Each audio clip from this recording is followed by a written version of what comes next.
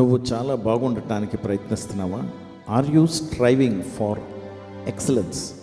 Wait minute ప్రోగ్రామ్ను వీక్షించడానికి ఆన్లైన్కి వచ్చినటువంటి మీకు ప్రభు పేరిట శుభములు కలుగునుగాక. ప్రియమైన వాళ్ళారా, స్ట్రైవింగ్ ఫర్ ఎక్సలెన్స్, ఏది చేసినా బాగా చేయాలన్న ఆలోచన. ఒక ధర్మశాస్త్రపు ఉపదేశకుడు ప్రభు అయినటువంటి యేసు దగ్గరికి ఒకసారి వచ్చారు. మత్తయి సువార్త 22వ అధ్యాయం 35 నుండి 39 వచనాల వరకు ఈ అంశం ఉంది. ధర్మశాస్త్రములో ముఖ్యమైనటువంటి ఆజ్ఞలు ఏవి అని అడిగితే యేసు ప్రభు వారు 2 ఆజ్ఞలను చెప్పారు. మొట్టమొదటి ఏం చెప్పారంటే, నీ ప్రభు అయినటువంటి దేవుణ్ణి నీ పూర్ణ హృదయముతోనూ, నీ పూర్ణ ఆత్మతోనూ, నీ పూర్ణ మనస్సుతోనూ నువ్వు ప్రేమింపవలెను.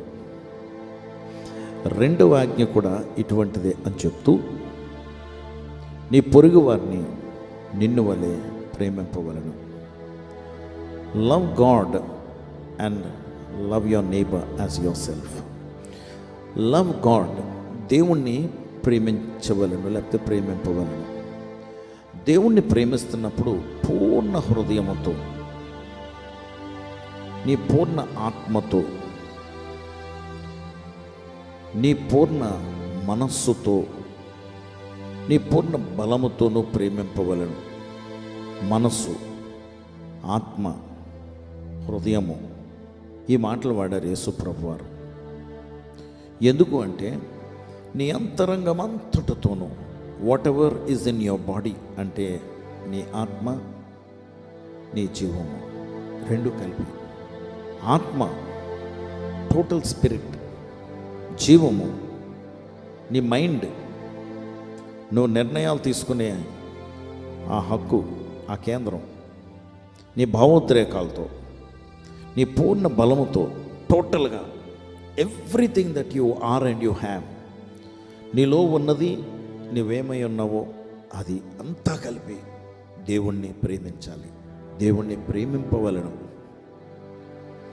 అంటే ఒకవేళ మనం భూమి మీద ఉన్నాము అనుకుంటే దేవుడు పైన ఉన్నాడు.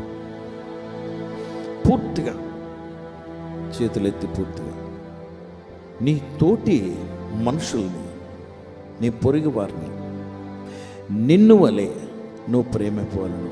అంటే 2 చేతులు చాపితే ఇప్పుడు ఏమైందంటే, నేను నిలవబడితే నిలవకొయ్యా, 2 చేతులు చాపితే అడ్డకొయ్యా. ఇదేం సూచిస్తుందంటే సిలువను సూచిస్తుంది. కనుక నీకు ఏమి కావాలనుకుంటున్నావో, నువ్వేమి కోరుకుంటున్నావో, నువ్వేమి అవ్వాలనుకుంటున్నావో, ఇతరులు నీకు ఏమి ఇవ్వాలనుకుంటున్నావో అదంతటితోనూ తోటి వారిని, పొరుగు వారిని ప్రేమించాలని యేసు ప్రభు వారు చెప్తున్నారు. కనుక యేసు ప్రభు వారు సిలువలో ఆ సూచన ఎంత అప్రాప్రియేట్గా ఉంటుందో చూడండి. దేవుణ్ణి పూర్తిగా ప్రేమించవలను, తోటి మనుషులను పూర్తిగా నిన్ను వలె ప్రేమింపవలను. 2టికి కూడా మూలం ఏంటంటే ప్రేమ. ఈ ప్రేమని యేసు ప్రభు వారు ఏం చేశారంటే, పూర్తిగా ఆయనలో ఏమీ ఉంచుకోకుండా పంచిపెట్టేశారు టోటల్గా. మన ప్రేమకి యేసు ప్రభు వారి ప్రేమకి తేడా ఏంటంటే, మన ప్రేమ స్వార్థంతో కూడింది. తిరిగి ఏదైనా ఎక్స్పెక్ట్ చేస్తుంది, తిరిగి నాకేం వస్తుందా, నాకేంటి లాభం అని ఆలోచిస్తుంది మన ప్రేమ.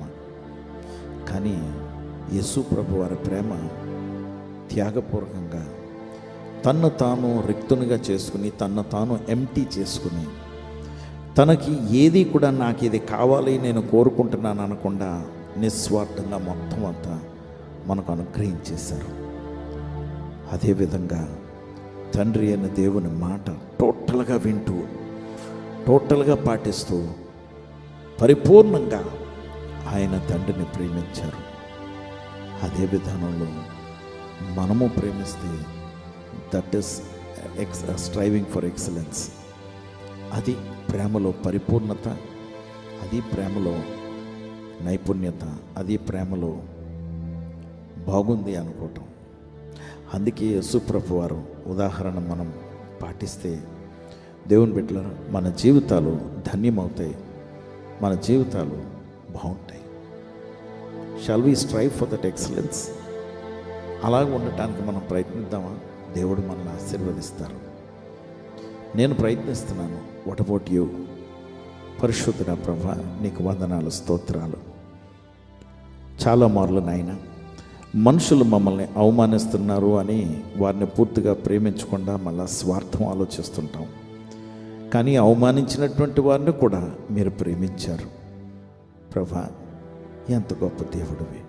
మాకు ఉదాహరణ చూపించావు. అది పాటించడానికి, నీ మాటలు మేము విని ఆలకించి వెంబడించడానికి సహాయం చేయండి. మా చేతులు పట్టుకుని నడిపించండి. మీ ఆత్మను మాలో పెట్టి ప్రభా మమ్మల్ని వాడుకోమని, మీరు మా ద్వారా మహిమ పొందమని యేసు నామములో ప్రార్థించి వేడుకొంచున్నాం తండ్రి. ఆమేన్.